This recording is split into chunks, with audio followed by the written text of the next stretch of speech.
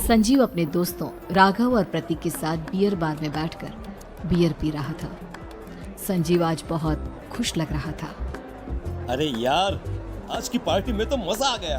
तुम दोनों दोस्तों के साथ तो मेरी जिंदगी इतनी अच्छी है कि क्या बताऊं कितनी अच्छी है। अरे भाई, अब दोस्ती की है तो जीना मरना सब साथ में। हाँ अरे अरे यार सुनो, जल्दी से एक बियर और ऑर्डर करते हैं ना, एक आखिरी, और उसके बाद ये जश्न यहीं खत्म हो जाएगा। अरे हाँ हाँ, क्यों नहीं। वेटर, जल्दी से 2 बियर की बोतल लेकर आओ। आज मेरे दोस्तों को जश्न मनाना है, क्यों? इतने में वहां पर एक बहुत सुंदर लड़की छोटे छोटे कपड़े पहनकर हाथ में बियर की बोतल लेकर उसके पास आती है।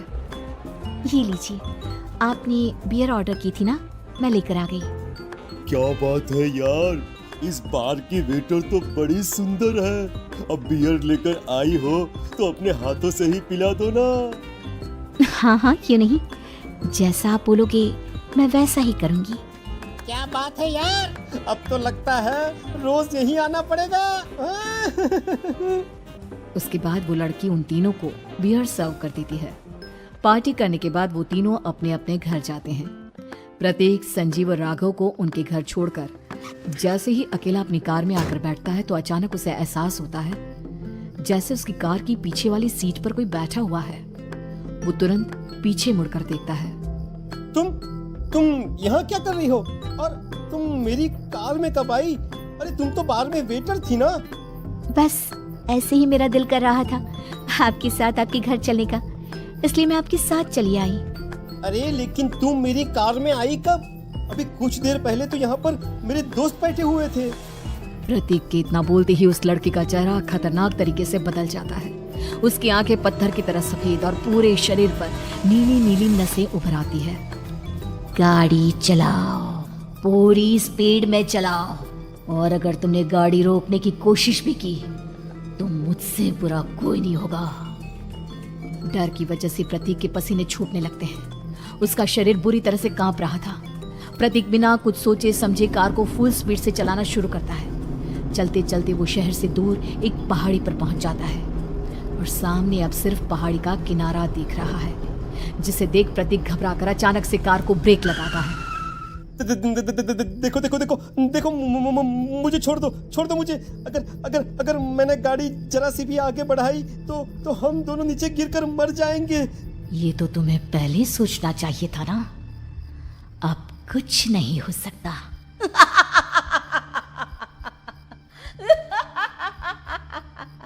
छोड़ दो मुझे। नहीं नहीं, प्लीज मुझे छोड़ दो। प्लीज प्लीज मुझे जाने दो, छोड़ दो मुझे। गाड़ी आगे बढ़ाओ। और तभी अचानक से बिना प्रतीक के स्टार्ट किए उनकी कार आगे बढ़ती है और गहरी खाई में गिर जाती है। उसकी चीखने की आवाजें चारों तरफ सुनाई देती है।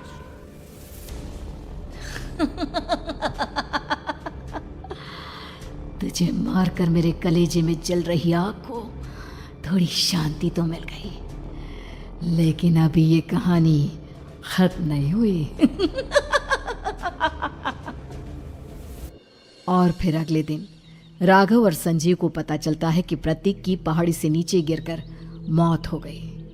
अरे कल रात की तो बात है यार, हम सब बैठकर पार्टी कर रहे थे, लेकिन मेरी एक बात समझ में नहीं आ रही। राघव शहर से इतना बाहर उस पहाड़ी पर इतनी रात को क्या करने गया था? अरे यार, वही सोचकर तो मैं भी परेशान हूँ। हम दोनों को छोड़ने के बाद तो वो सीधा अपने घर जाने वाला था, और वो आत्महत्या क्यों करेगा भाई? कल रात तक वो कितना खुश था, हमारे साथ सेलिब्रेट कर रहा था। हाँ, लेकिन पुलिस ने तो यही कहा है कि प्रतीक ने अपनी कार को जानबूझकर पहाड़ी से नीचे गिरा दिया और आत्महत्या कर ली। अरे यार संजीव, मेरी तो कुछ भी समझ में नहीं आ रहा है। चल ठीक है, अब मैं अपने घर जाता हूँ। Okay, bye. राघव अपने घर में अकेला था। दोपहर का वक्त था। तभी दरवाजे की घंटी बजी। कौन है? अरे 1 मिनट रुको, अभी आता हूँ। राघव ने जैसे ही दरवाजा खोला उसने देखा कि सामने एक बहुत खूबसूरत लड़की खड़ी हुई है। कौन है आप और यहाँ किससे मिलने आई हैं? देखिए ना, बाहर बारिश शुरू हो गई थी, मेरी गाड़ी खराब हो गई है। आपका घर नजर आया तो सोचा कुछ हेल्प ले लेती हूँ। क्यों नहीं, आइए ना, आइए आइए। मेरे कपड़े पूरे भीग चुके हैं, क्या आपके पास टॉवल मिलेगा प्लीज? राघव अपने बाथरूम से एक टॉवल लाकर उस लड़की को देता है। थैंक यू सो मच, अब मैं चलती हूँ। अरे इतनी क्या जल्दी है? आप चाहे तो बारिश रुकने तक यहाँ पर रुक सकती हैं। हाँ। लड़की ने पलटकर राघव की तरफ देखा। नहीं, मुझे जाना होगा, मेरा काम बाकी है। और वो वहां से चली गई। उस लड़की के जाने के बाद राघव अपने बाथरूम में नहाने के लिए गया और जैसे ही उसने बाथरूम में देखा तो उसका टॉवल वहीं पर लटका हुआ था। उसने टॉवल हाथ में लिया तो देखा कि उसका पूरा टॉवल खून के धब्बों से सना हुआ है। अरे अरे ये क्या? ये टॉवेल तो मैंने उस लड़की को दे दिया था।